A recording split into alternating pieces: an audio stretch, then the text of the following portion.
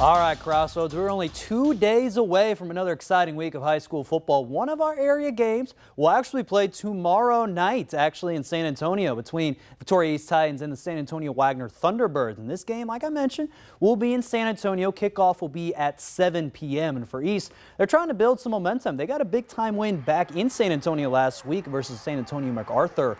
They won 36-0. And Kason Coley, he's getting better week by week, coming back from that injury earlier in the season. They're trying to make a late run to the playoffs here for East, but for Wagner High School, they are 2-3 this season. They have wins over San Marcos and MacArthur as well, so a common opponent for both teams. But they did lose badly last week to Smithson Valley. That was the score of 30-8. So the Thunderbirds, they're hoping to get back on the winning track. They're led by quarterback Charles Mundy, and they're hoping to get, a little bit of confidence. One of these teams needs to get a big-time win if they want to have their playoff hopes alive.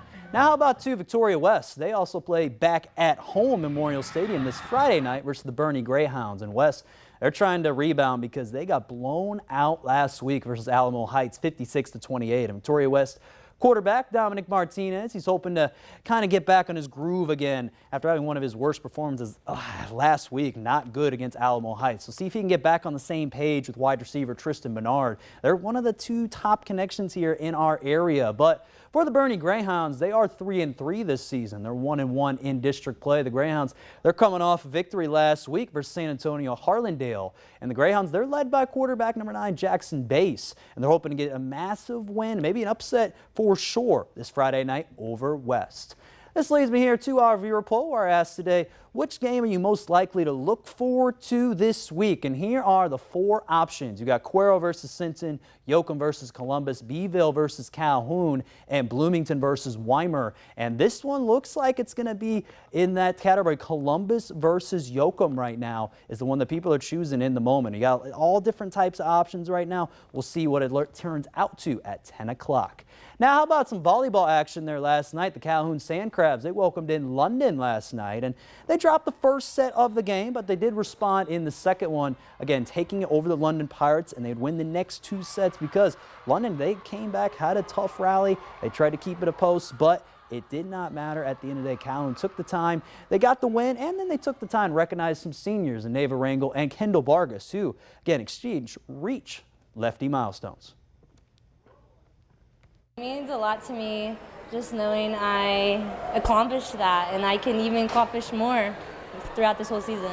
It means a lot because I work really hard on the court, and I've been on the team for 4 years. Bujek's probably one of my best coaches I've ever had. She coaches us when we're low and when we're high, and she's been a really big impact on my volleyball career. Sandcrabs volleyball team, they're trying to regroup here this upcoming Friday where they play the Jones Trojans. And then finally tonight, the NFL approved a deal on Tuesday after a long-running saga for Brady's bid to enter ownership for the Las Vegas Raiders, and he's going to hold a 10% with the Raiders.